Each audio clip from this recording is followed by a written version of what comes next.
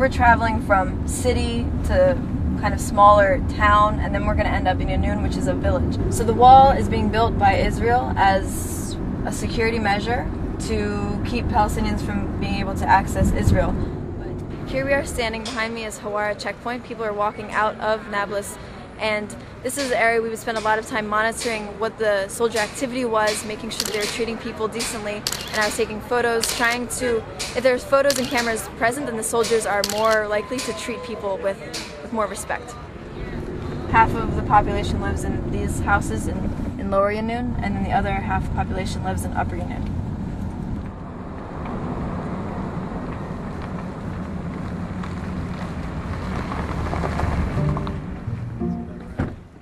So we can go inside so I can put our stuff on.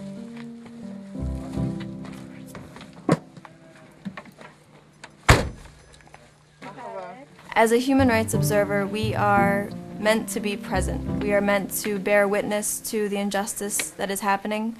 We are walking alongside both Israelis and Palestinians that are willing to take a risk for peace.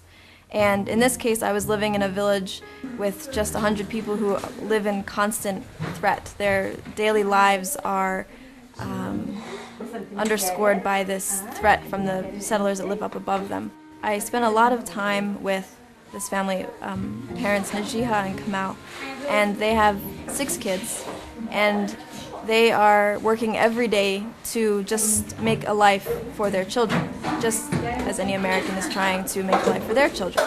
What really struck me during this time was just the poverty that they're living in. What I realized is that poverty that they're living in, it's not their own fault. Kamal has wanted to work, but since Israel closed off the borders around the West Bank, he hasn't been able to be a day laborer in Israel. Every day they make bread and bake bread, and so it's a central part of the daily life. It's eaten with every meal, and so it's really neat for me to get to participate in making the bread and baking the bread, and just to be part of the daily life with them. We fear for the children, fear to leave the village and go work in Aqaba. Even if you're fortunate enough to find a job, you're constantly scared for the children. Karen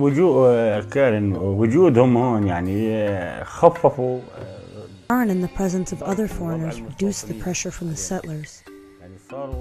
If the settlers come down to the village, the International has the power to take out his camera and photograph them. We can't do this. As for our work, when we go down to the olive and almond groves, we go in fear. It is dangerous.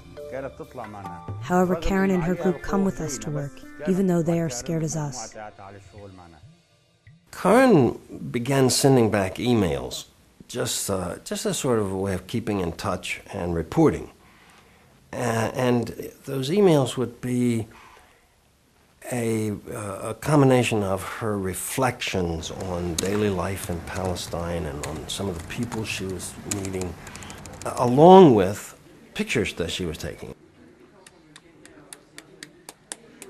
In a lot of ways, photography is critical because the places we're talking about are so far from the reality that people know here. And photography, photos, are a window into these different people's lives, and especially faces, and getting to see not just a place, but actually seeing the people that are living there.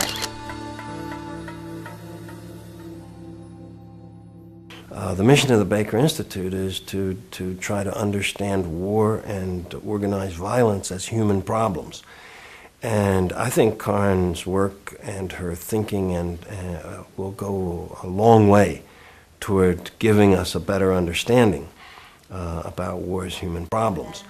They aren't actually living on the land, but they have these people living on the land to maintain the land. The service and peacemaking scholarship at Juniata College made all the difference in the world for Karen.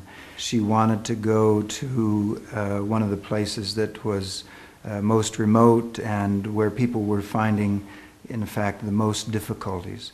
And she was willing to deal with the risks that were involved in being in a place, in a small village, in a remote corner of the West Bank.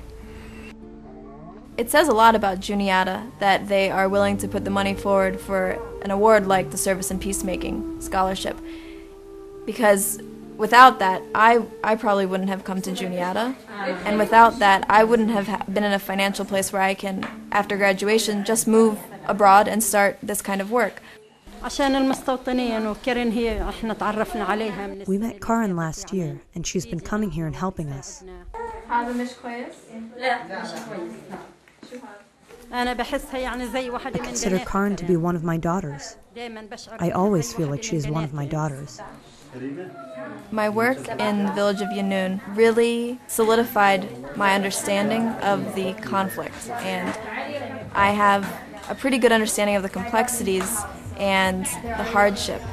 My passion for justice and human rights isn't limited to a region, but it encompasses all of humanity, and I want to affect change wherever change is needed or wanted.